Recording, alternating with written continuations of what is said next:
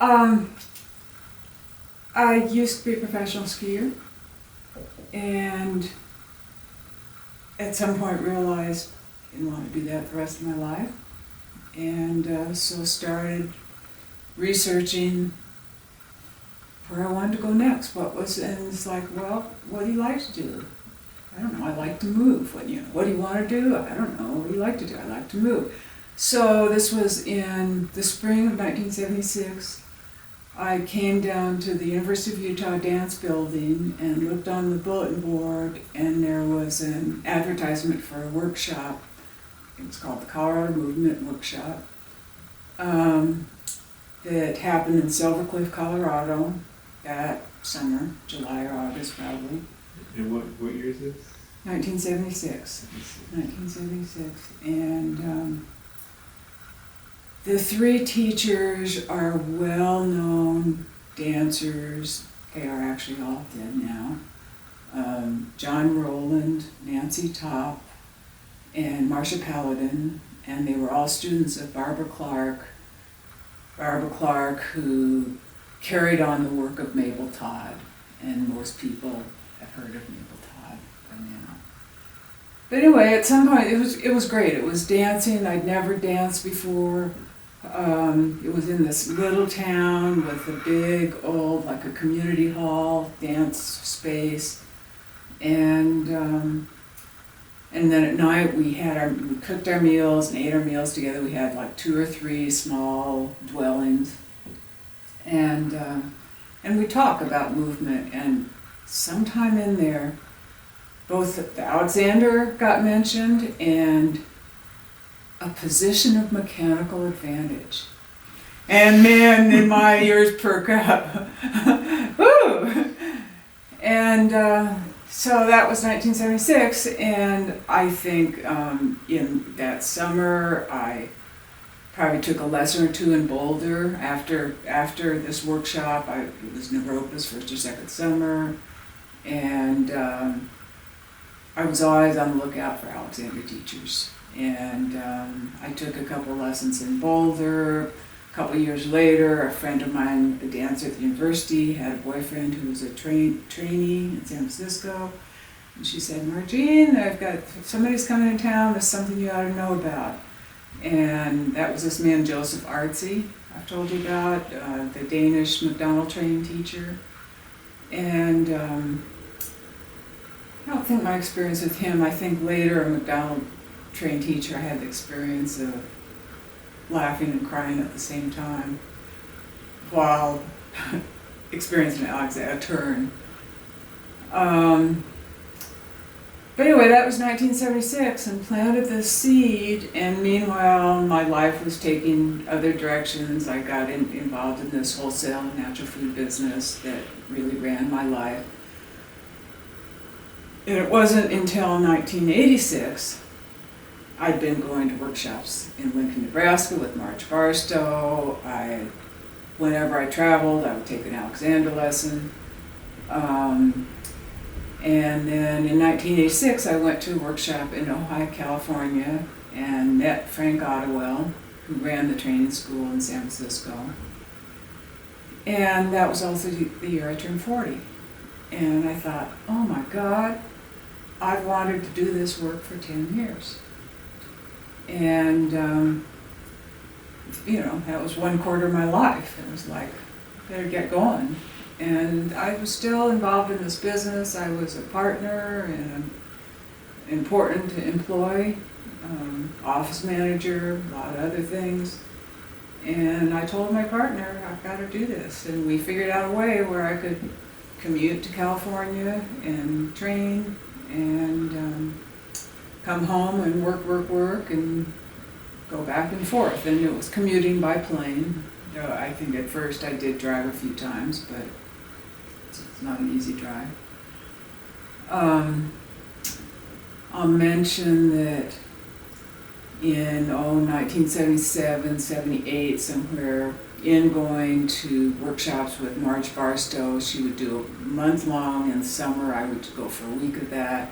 And then every year she'd do this New Year's workshop. And it was at New Year's one year that I met Troop Matthews, who was who ran the school, one of the schools in New York. And he was great. He was really interested in me because I was from Boulder, Colorado, and some of the Westfelds were from Boulder, Colorado. I don't know if I ever told you this or not, but so he offered me a free lesson, and we were all staying in the rooms at the YMCA, and so he gave me a line down turn, and Troop had lost a lower leg in World War II, and he took off his prothesis and gave me a turn. And his school, the one that he ran with his wife, Ann Matthews, is really known for squatting work and giving line down turns on the floor, not using a table. Anyway, so for years I thought, I've got to go to Alexander School, I want to go to New York and be with Troop. And but once I met Frank, the logistics of commuting to San Francisco were way easier. And yeah, when I realized it had been 1/4 of my life, it's like, okay, get going. Interesting. So, I mean, do you have any idea how many lessons you had before you started training? I mean, like 20 or 100 or? Fewer than 20. Fewer than 20, plus the workshops with Marge Barstow, which rarely included private lessons. Okay.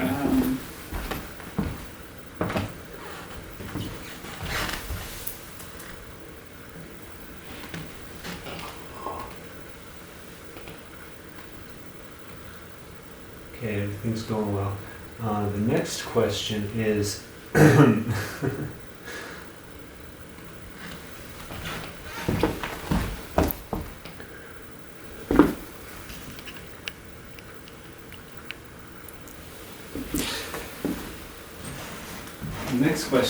how did the work find you? Like, what, in retrospect, how, how did the work find you? In hindsight, how would you describe yourself when you encountered the work?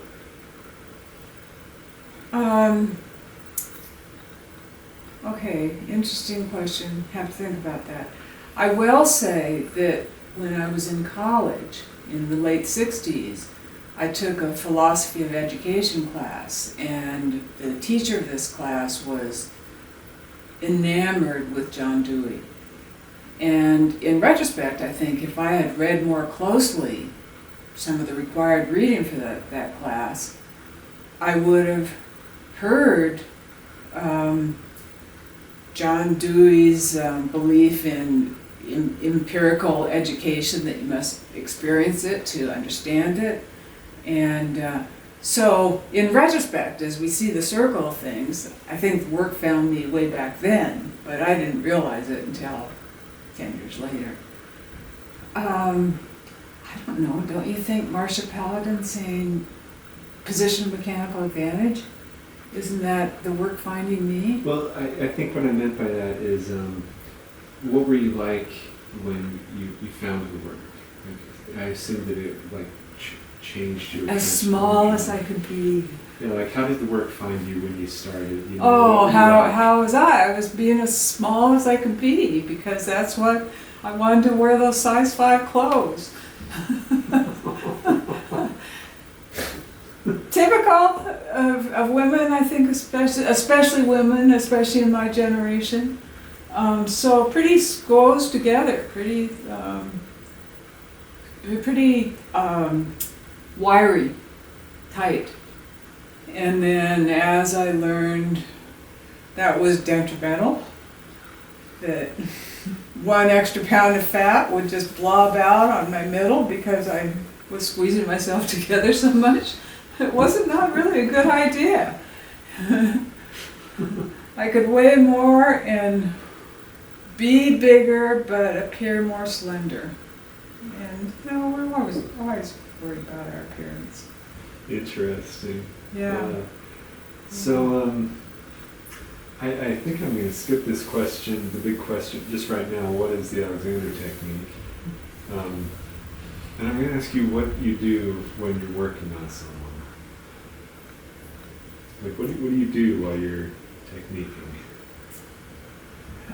I work on myself. I work on myself. I find my own connection to I feel like the less tension I have in my own body, the more present I am with my whole surroundings, everything, my soles and the feet, the more I can perceive, not just through my eyes, but through my hands, what's going on with somebody else's body. And sometimes I see things I want to change, or I want to help them recognize that they're doing wrong. But usually my approach is I might put hands on or a finger on in those places that are unnecessarily tight or out of joint. It's not really what they are. But, and I go to those places myself. And work on them. And I think that's pretty universally one of the standards for Alexander teachers, is we're always working on ourselves. And there's no end. We're always working on ourselves. Well, maybe that answers my next question, which is, what do you enjoy most about working with the people? They get better.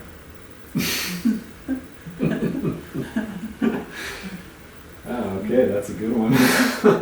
And I think usually you get a smile, often just of recognition that they don't know what they're doing with themselves. Oh, isn't that weird? Isn't that amusing? That I think I'm lifting my shoulders, but in fact I'm doing something else. It's as Alexander called debauched kinesthesia. One of my favorite Alexander terms. People, they find it interesting and amusing and humbling, and they get better. Yeah, it's pretty amazing to introduce people to themselves. Mm-hmm. Yeah, right. So has the work, or how has the work changed for you over the years? Or has it changed? I don't think it really has. The essence is the exact same. Yes, I've read 50 more books and experienced probably that many more teachers and teachers' hands, and everybody's different. Everybody's hands are different. Everybody's choreography of what they'll do in a lesson is different. I admire the Barstow trained teachers who don't do the stand-up sit-downs in McDonald's. I feel, I will call the chair a crutch in maligning my way of teaching, but in the same sentence I say, well, so what? It works. For me, I can give people a kinesthetic experience of something different from their habit, and that's the route to change. Oh, I like that. So one more question. My battery's getting low here. I want to make sure that it doesn't Okay, I'm going to get my rug. water. My tea. That's good.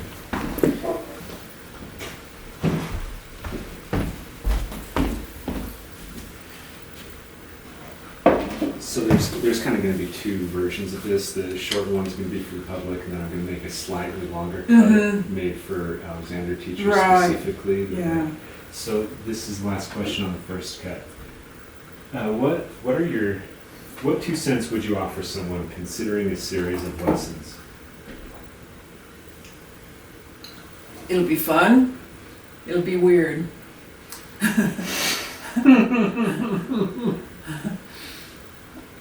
And if it's possible, try different teachers. Or eventually, I think it's nice to commit to 10 lessons with one teacher and 10 lessons with another or something like that, but every teacher is going to have different words, different ways of using his or her hands, and sometimes you won't like a teacher and then you'll go back to that teacher a year or 5 years later and it's like, whoa, they're great. Interesting. And that it's an investment. It's not cheap. When Alexander was teaching, he charged the same fees as solicitors, lawyers charged in London. And he felt like people won't respect this work if you don't charge for it. And they really need to respect it because they have no idea how valuable it is until they understand That's it. right. And so you can't see that on the front end. That's right. That's right. I will say after I graduated, I gave a series of 3 lessons to several of my good friends. 30 lessons, which was, how many lessons does it take to make a lasting change in your life? And I felt like I'd spent a fortune to go to Alexander School, to be trained for 3 years. And to build a practice was going to take time. And meanwhile, I had good friends who wanted to know, they needed the work, and it's like, I wanted to get miles in, get practice. And I highly recommend that kind of generosity from all graduates. Excellent. Okay, now I'm gonna Do some questions that are more focused towards the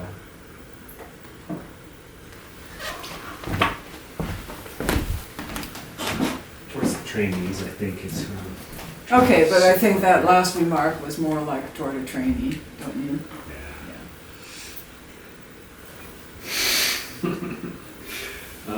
Okay, so the first question is, what made you decide to train? But I think we answered that one already. I had no choice. I mean, I think that happens to a lot of people when they come across the work and realize how important it is and realize they're in a fork in their lives and it's the only way they're really going to get Yeah, the work in. yeah. And that's what Max was saying. He's like, once a week is not enough. Was training difficult? Was it all roses? Pretty much. Now, my situation was different. I had a home in Utah and I went to school in San Francisco, and for every 6-week term I would miss a week just to keep my marriage intact at home. And then I ended up making up that time through private lessons. But when I was in San Francisco, I didn't have a job, and so I could read abundantly. I studied things. I walked San Francisco staircases. I had friends come visit, got to be a tour guide. I really got to know San Francisco. So I think it was easier for me, and money was not a problem. I mean, yeah, money was a problem, but it wasn't like, I had friends who had to drop out for a term, earn money, come back. I think my monetary situation was easier. Well, it definitely sounds pretty rosy. I think what I meant with all of that was the training difficult? Was learning how to be a teacher or learning how to embody the work, was that challenging? Well, God, my body ached that first year. Oh, these muscles that I've been holding for decades were not happy about me telling them not to hold. And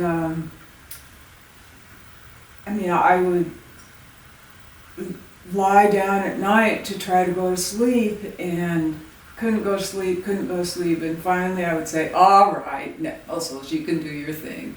and then they would tighten and I could go to sleep. So, the change is not easy. The muscles are not necessarily going to be happy about change, not holding. But most of the physical discomfort abated after the first year. I would say the physical discomfort abated after the first year, but in the third year, my body still went through big changes. And I think that's when I outgrew all my clothing, all my shirts. Like the seam of my shirt would be here, because I was so squeezed, closing together. I don't know what the past tense of squeeze is. So that was it was less physically painful, but it was like, oh, well, this is interesting. And I came home one time, and one of my friends was over at my house. There were several of us there, and she said, oh yeah, you do seem less wiry, less tight, and softer.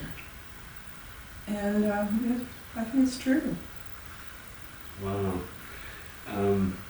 That's interesting.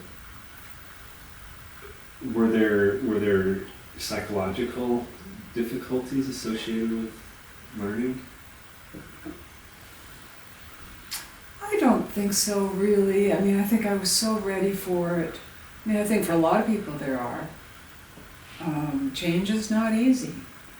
Jeremy Chance came to our school one time, and he said this: we all want to change, but we'd like to stay the same while we do it. And no, for me, they really weren't. I think I wanted it so bad.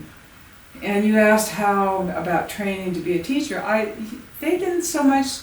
They mostly trained us to work on ourselves. I mean, by the third year, we were putting hands-on with this giant stimulus of another body and learning to work on ourselves. Wow, that's good clarification.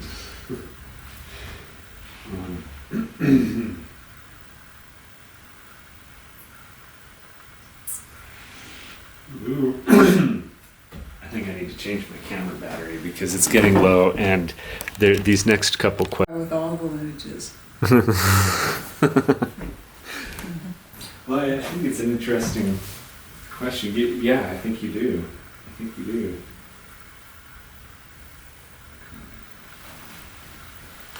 Make sure.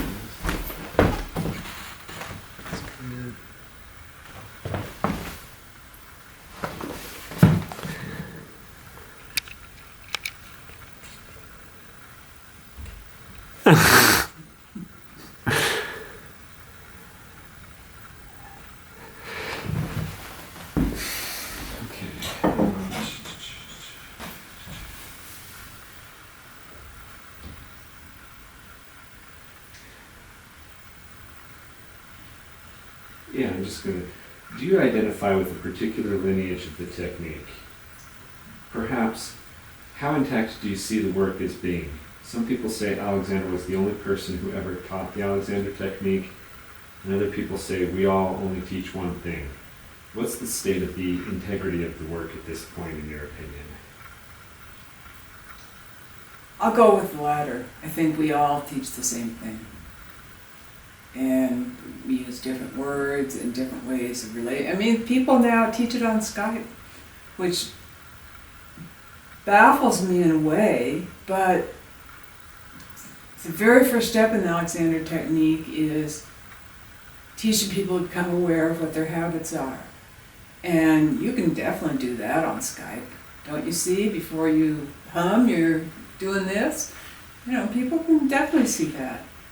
And Marge Barstow taught in groups of 65 people, and people would learn from watching other people get hands-on as they sang or recited poetry or did Tai Chi or whatever it was they wanted to do. She liked to be entertained. No, I identify with all the lineages. I wish I could be a little bit like Marge Barstow, but I'm not. I feel like my own teaching is closest to the Carringtons, which, you know, if we were to identify lineages, we really, you know, we've got McDonald on one end and Barstow on the other, but Carrington is McDonald-esque, but the feet are parallel and only, 10 inches apart. Whereas McDonald has this weird stance. Marge Barstow said, "Lord, I don't know what you're doing with your feet going to the North and South Pole."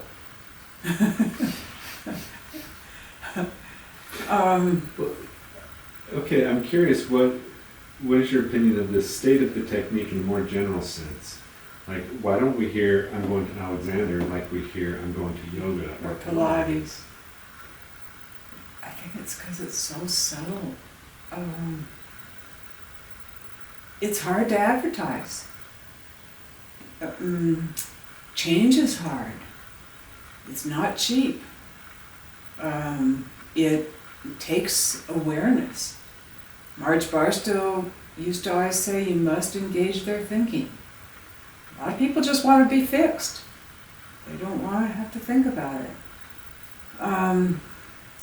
I think I think today probably most of the general public who have had Alexander lessons come from injury, and then they successfully get better. In my school, there was a cellist who played in the San Francisco Symphony or something, but she could no longer move one of her arms over her shoulder.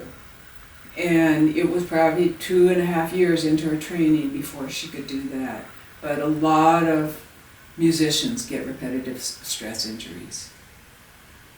A lot of regular people get repetitive sense, and they go to everybody, and then last resort they go for Alexander lessons, and by this time they're motivated, and they learn to become aware of what their proclivities are, what their habits are. And then when they are aware of them, they can stop doing them. And that's Alexander technique. That's interesting. I think one of the less obvious reasons why there's not technique in buildings everywhere is because when it works, you don't really need it anymore. You don't have to keep going. Once you get the idea, you can roll with it. It does fix you, you know. Right, as long as you want to become aware. And I will say most Alexander teachers love to get lessons from other teachers. And most people, Aldous Huxley took a lot of lessons, and then I think he had refreshers every year, just because it helps to have refreshers. Well, one of the favorite things that you say is you always move more in the teacher's hands. Yeah, right. So even though I think my back's back and I'm lengthening and widening and taking up more space, if you came and put your hands on me, you'd probably get that atlanto-occipital joint to move up and back just a little bit more, my head to be a little more free. Always. And Frank would tell me, don't worry about it. Don't beat yourself up. That's just the way it is. All right, so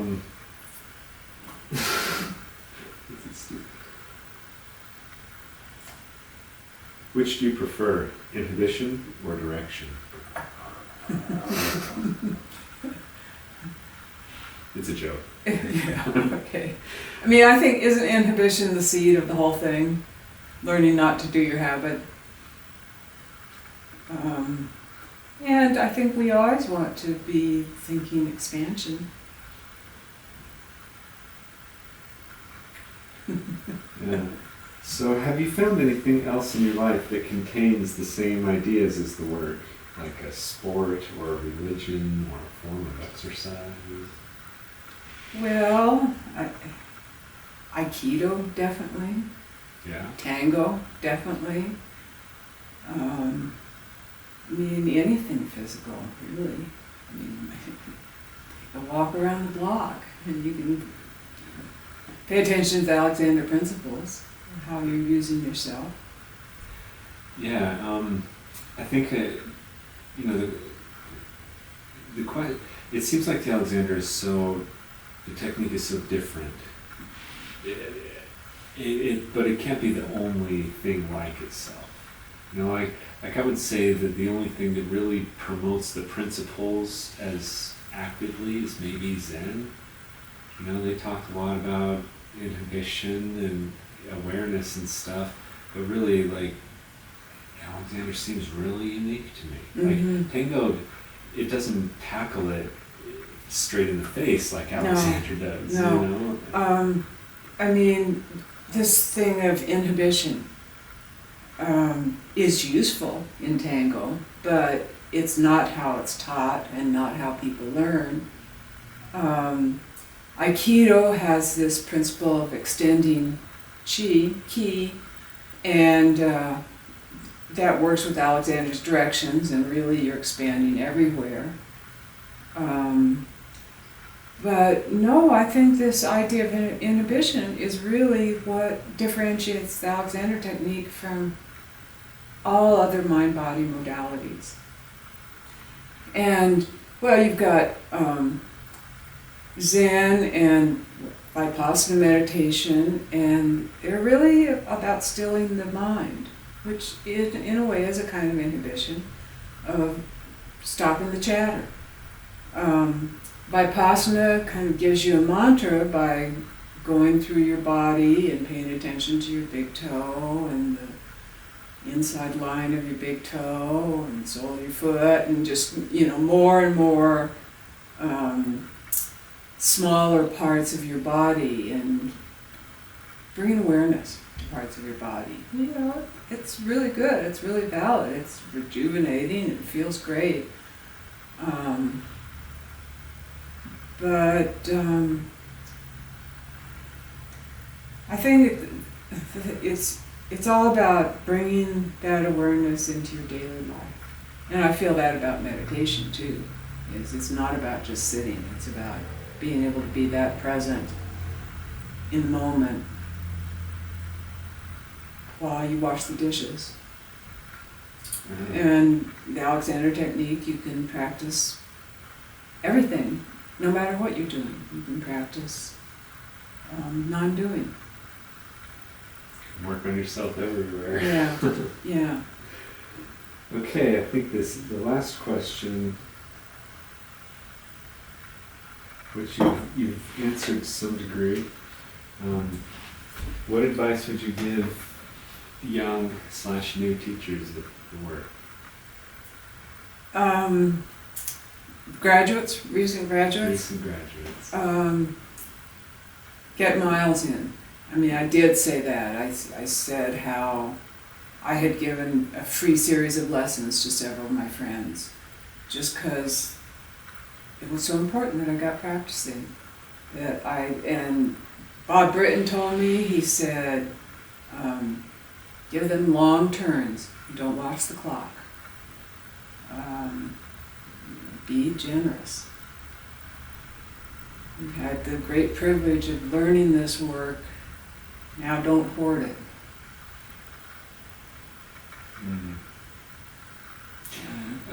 So how does that reconcile with the idea that people can only grok so much and to not overdo them in a lesson? I run into that a lot. People saying, like, don't try and tell them everything on the first lesson. Yeah, well, I've told you how I do tell them everything on the first lesson. And, even in practice lessons when I was still in school, they'd be, don't do that, Marjean. But I feel like I've kind of got down the basic principle. I like to explain the developmental origins of the work, and how our heads do lead and our bodies follow. And you can see that in our four-legged cousins, and you can see that in our crawling babies. Head leads, body follows. And when we become upright, the legs don't automatically start leading. We're hardwired for the other end to go first, even in our uprightness. So, I can't remember the question I'm answering now. So I feel like I personally, I feel like I've got my evolutionary rap down enough that I can give them all that experience in the first lesson. I like my first lessons to be longer than an hour. And give them a kinesthetic experience of what it feels like to crawl without pulling your hands back and down. And to kind of show them what the basics of McDonald or Carrington style lesson with a chair lesson is going to be like, and a lying down lesson on the table. The 13 points of bony support, and this is something they can do at home. And so I feel like, but you don't want to overload them with kinesthetic experiences. And my own experiences with Marjorie Barlow, Peggy Williams, Walter and Dallas Carrington in London was they all gave half-hour lessons, just half-hour lessons. And it's like by the end of the lesson, I was fried. I'd had enough. I don't feel like I have that touch. And I feel like when I give longer lessons, I get the pleasure of conversing with the students and sharing their process of change. So, I mean, I understand these teachers who had, long waiting lists and everybody wanted lessons with them. These are first generation teachers. Giving only half-hour lessons, but I wouldn't get that much personal satisfaction out of As a teacher. As a teacher, yeah, I've got more personal satisfaction out of longer lessons and them feeling that they had enough time to say, God, I've really been noticing, or whatever it is, they want to share that with me. And when they've only got a half hour, they feel like there isn't time to share that. Wow, that's interesting. But I did teach at the university, and there I learned to give like 5-minute turns when I had a class of 15 and we have an hour and a half, and I want them all to have a turn. And that was really good. And then they all got private lessons, and those lessons were a half hour only because of the constraints of fitting them all into a semester, or a quarter, I think it was then. But and I felt like that was the most valuable thing I got from that experience of teaching in the theater department at the U, was learning how to give 5-minute turns. Wow, interesting. Yeah.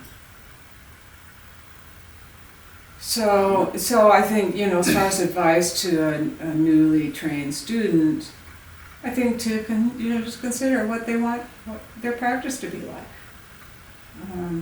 But at first, be generous, get in miles. And always work on yourself. And always work on yourself, yeah. Cool, okay. Okay. Well, I think that's round 1. Okay, that's round 1, and it's possible that round 2 will be the same questions. Is that true? It's possible.